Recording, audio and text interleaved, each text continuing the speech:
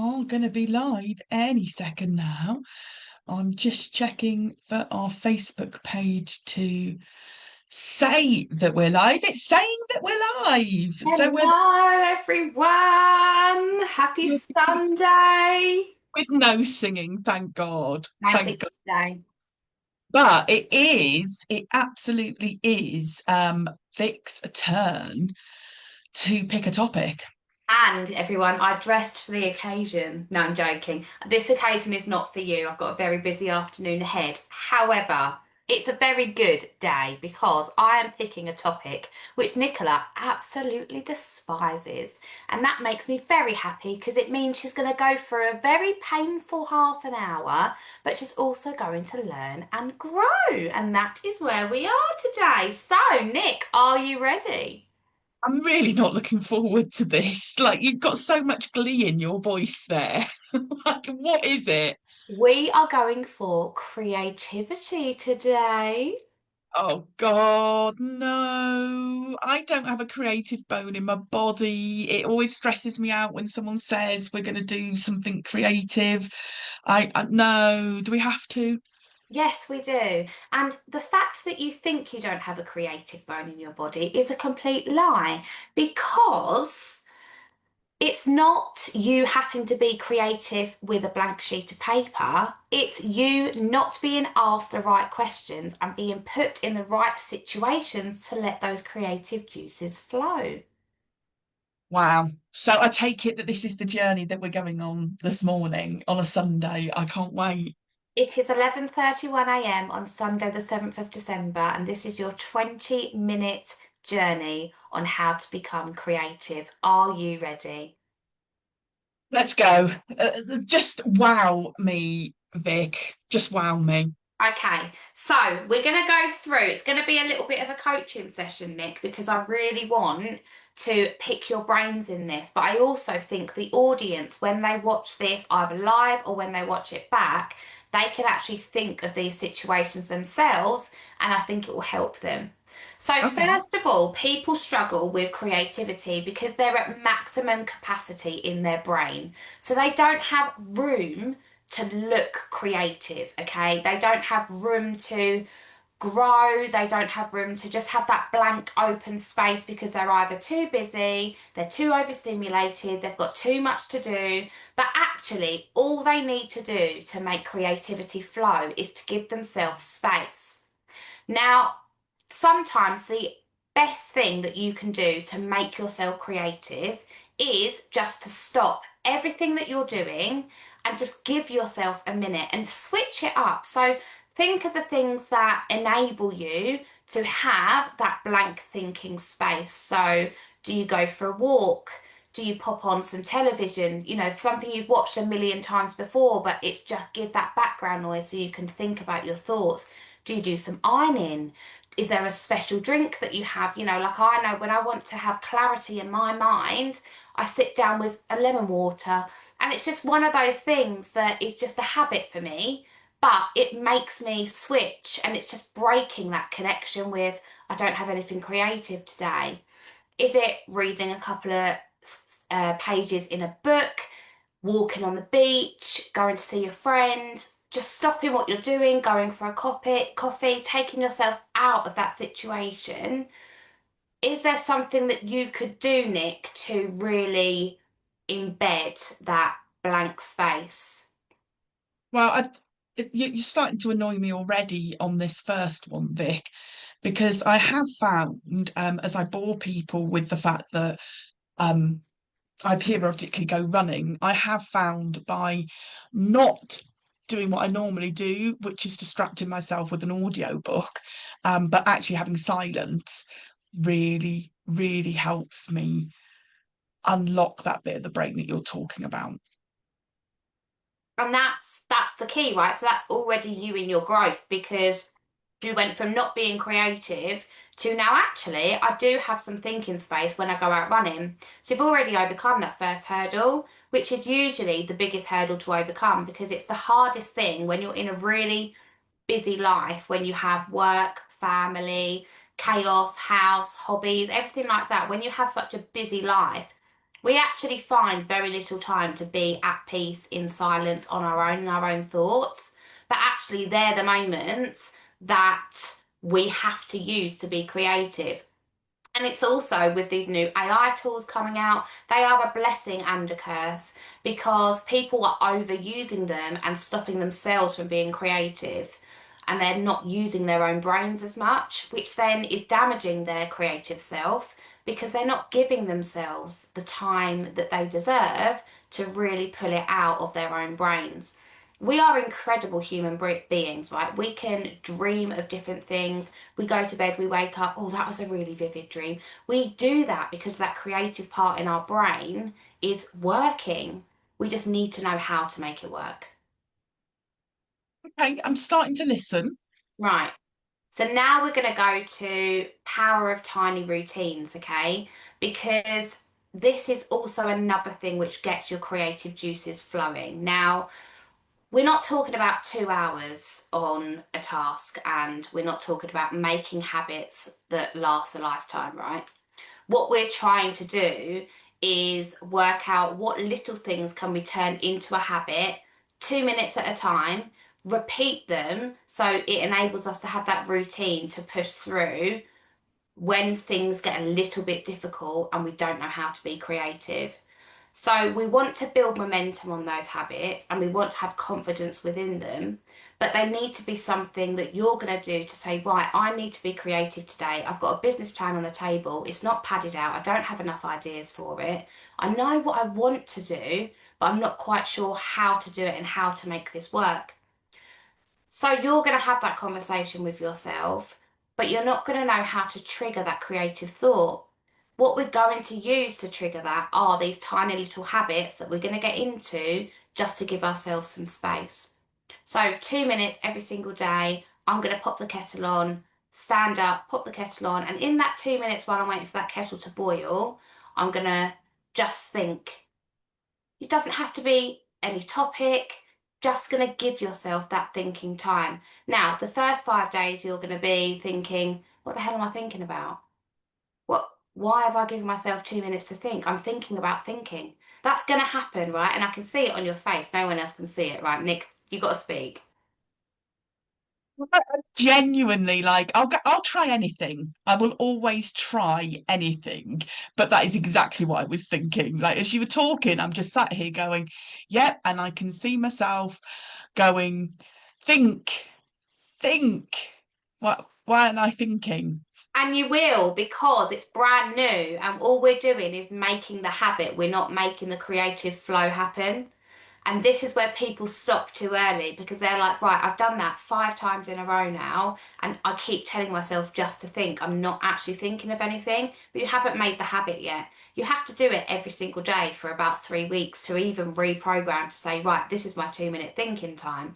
Now, if you still don't have that after 3 weeks, then we need to reprogram. We need to have a little look at something else. But I can probably guarantee you 85% of people who try this will have that thinking time. And it's worth sticking to 2 minutes a day whilst you're boiling the kettle, whilst you're sitting waiting for the car to heat up because it's icy. Just pick something that you have to do every single day. Do you think you can do that? Well, I mean, I'm sat here thinking we've just got a boiling tap, so the kettle never boils anymore. So I'll have to think of it. I know. Vic just rolled her eyes at me. I had to get that in because, like, it's the first thing you do naturally, isn't it? When somebody suggests you do something that you've not done before, that you know isn't going to feel comfortable, the first thing you do is come up with the excuses of why it's not going to work for you. And it's about, it goes back to that, like, actually, let me just question, do I really want to do this? Do I really want to give it a go? Yeah, I do. So let me find that 2 minutes of my routine that is going to fit in with me. So I'm thinking about the first 2 minutes of every day before I get into work. First 2 minutes. Like before it's like, right, what am I going to do today? Just pressing the pause button for 2 minutes. That'd work for me. And that's the key, right? I'm not asking anyone to do something new. I'm not asking anyone to do something different. It's just finding 2 minutes that's already in your day. Because if you're adding something to the agenda, you're just overloading your brain again. But it's just finding something that you're already doing in your day. So I want to move on to now people being good enough or people being geniuses, right? And this is something that scares people a lot because it's like, right, I can be creative a little bit, but I can't be as creative as her, or I can't be as creative as him. I can't think of an idea like that. Doesn't matter. All that matters is that you're giving your brain space to be good enough to think of some ideas.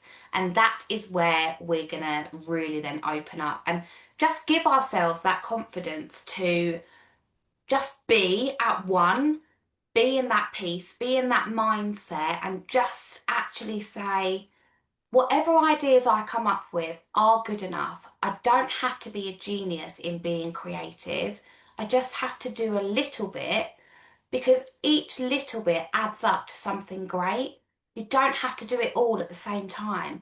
And when you're in those 2 minutes and you're not thinking of anything, but eventually you do, thinking of one idea every week is better than not having any ideas at all. And it could be a really small idea, but now you've got it and you've planted that seed, you can really make that flourish. Or you've now got a piece of information to then have that conversation with someone to then get more ideas. What do you think, Nick? Do you think you could limit yourself to having one new idea a week? I think you're spot on with that. Like my aversion towards creativity, I think is definitely about measuring yourself against other people. I know that you're super creative. I know other people in my life that are really creative. They're great at coming up with these ideas just out of nowhere, and I definitely measure myself against them. And I think you're right, actually. It isn't always about the size, is it? Sometimes it's just about allowing yourself to go with the flow and not worrying about whether something is big enough, good enough. It's just like, yeah, relax into it. Makes sense. And you just have to be curious, right? You don't have to think of brand new ideas all of the time. You have to be curious about how you're going to get to a destination, how you're going to make this thing come alive, or even just looking at what other people do and looking deeper into it, noticing things that you wouldn't notice before. I always say this about timekeeping, and I think it's a really good example because we're in 2025, right? It's really busy. There's so many distractions. You can't concentrate fully 100% of the time. There's always something going on. But we're very rarely present in the moment. And I think it's a real shame. We're very rarely present in the moment to enable us to notice the beauty of the world. So I use delivering my Avon books for an example. I always take a moment to look at the trees, listen to the birds, see where the sun's shining, if it's raining, actually feeling that rain on my skin. It's these moments that really ground you. And people think, it's a bit spiritual, it's a bit la-di-da, but it's not. It's grounding yourself into that present moment.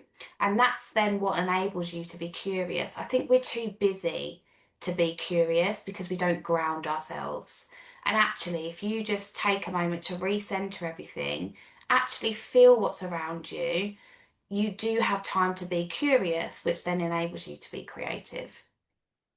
It's interesting because that's something that I've been working on for quite a while now, is that being present in moments, taking those deep breaths, and be, because it's so simple to either lose a whole day because you're busy or take for granted the actual small pleasures in life. There's like a saying or a phrase, isn't there, about whatever your life is, there's somebody who would give their right arm for your life. Even the struggles that you've got, of course they're big to you, but actually just taking those moments and breathing it in and counting yourself for the blessings, even if it's absolutely chucking it down with rain and I'm getting soaking wet walking the dogs, aren't I lucky? It's those things. And I hadn't really made that connection to being able to use that pause button to allow myself to think and be curious and have some more ideas. So it's a good call out. And having good conversations is another thing because we talk to people all day long, either on the phone, on Zoom meetings, Facebook, you have interactions, face to face, popping down the shop, postman that comes to the door. Just having those extra conversations and just knowing what questions to ask. If you're interested in, let's take an example, let me think. Coffee shop, right? We're going to go with coffee shop. So you walk into a coffee shop and someone's got some lovely brownies on the side. Now, in your head, you're probably thinking, oh, I wonder what's in those brownies. I wonder what recipe that is. You're taking a bite and you're thinking, wow, this is amazing. How did they get these brownies so gooey, but yet so hard on the outside? All these things. I love a chocolate brownie, can you tell? But all these things that you ask questions in your head about and you're thinking deeply, why don't we ask them out loud? Why do we not share that curiosity with the person behind the counter who's probably baked the brownies?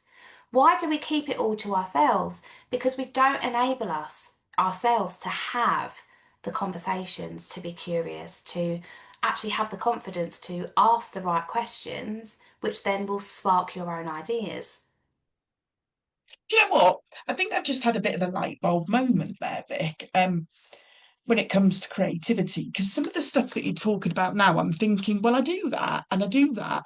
And I think I have this hang up where I think being creative always involves sitting with a blank piece of paper and coming up with like right it is that press the pause button and right now I need to come up like it's on my to-do list. Need to come up with a new idea, right? Okay, so what am I doing for the next half hour? Coming up with a new idea, and it never works for me. I feel under pressure, I feel uncomfortable, and there's nothing that comes out. But those things like being in the moment, noticing things, talking to people, like if it, that curiosity is something that I find really, really easy to do. That if this, I don't keep it as an internal like conversation. I will genuinely ask, and it's realizing that actually creativity comes in lots and lots of different shapes and forms. The other light bulb that's just gone off is that, and I want to say this because I wonder how many other people feel the same way.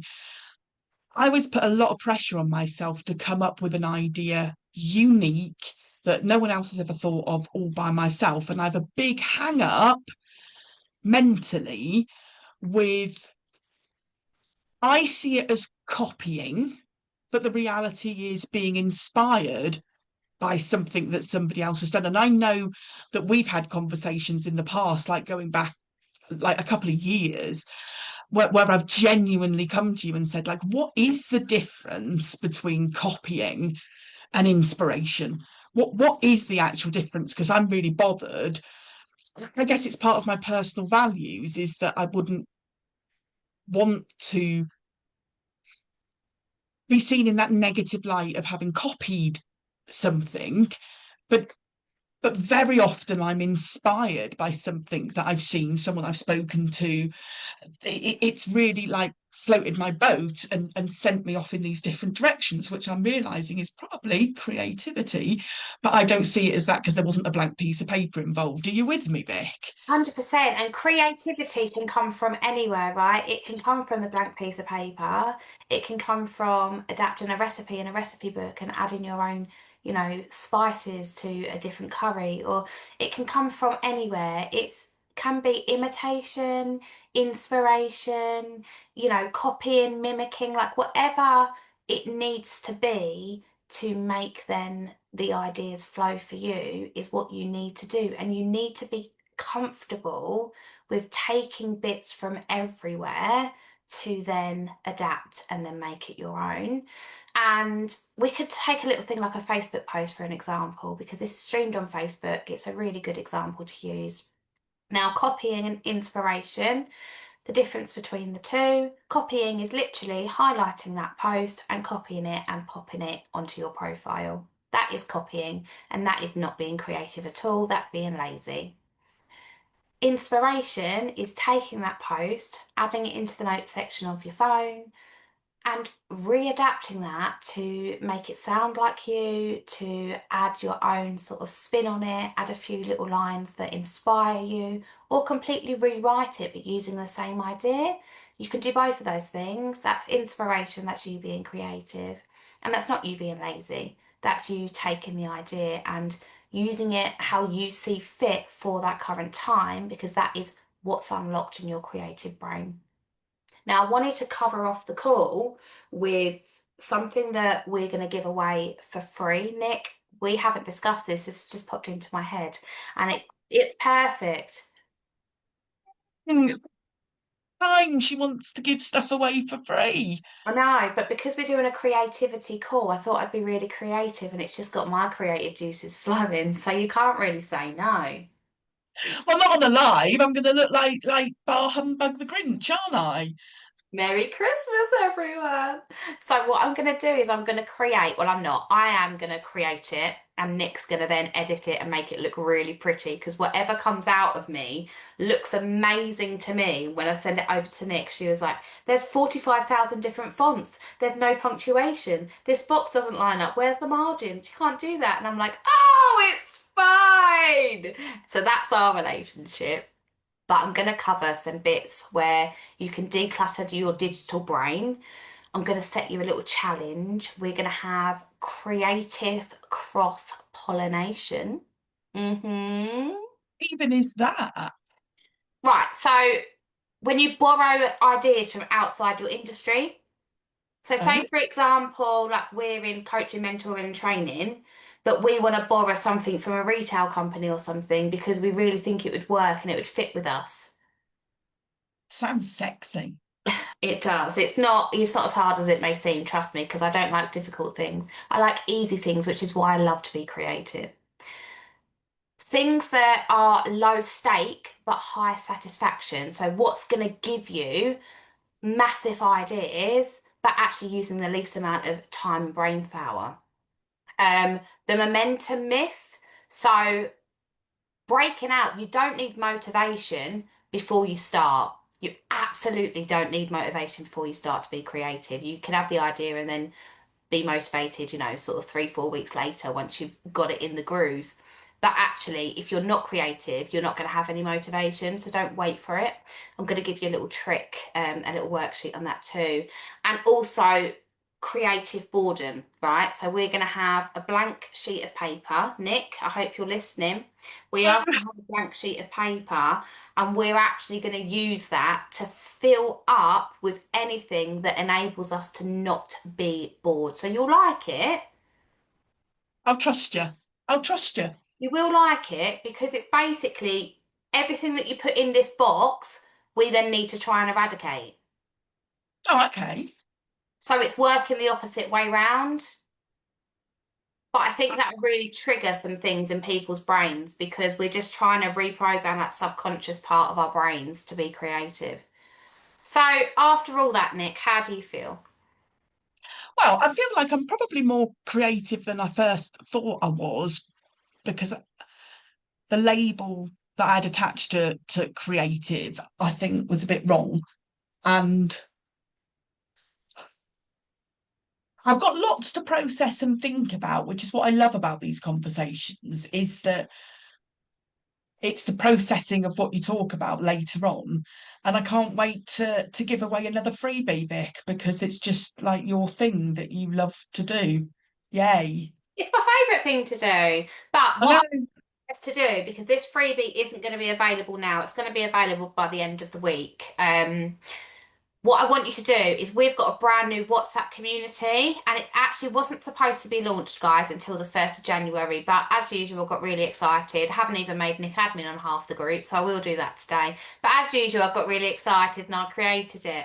And what we're trying to do is have different sections in our community of where we can give you guys freebies, hints, tips, and everything like that on a regular basis, but where it just we need to take the admin time away from us because we're so busy creating stuff. So if you're in there, it just instantly slips in, and it'll also be attached to an email as well. You can join our mailing list. But what I'll do is I'll pop the community below the live so you can add yourself and just have a little peek, and then it will be in there by the end of the week.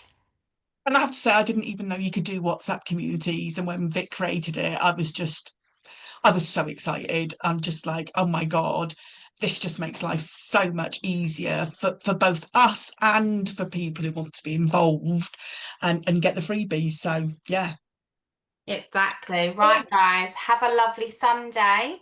yeah, we're back tomorrow at 8 o'clock for the first time. I know the time that we're going to be live. That's tomorrow evening, guys. That's not tomorrow morning. Good God, no, it is not tomorrow morning, 8 o'clock at night. 8 o'clock at night. Thanks for clarifying that, Vic. Have a brilliant Sunday, everybody. Take Bye, care. everyone.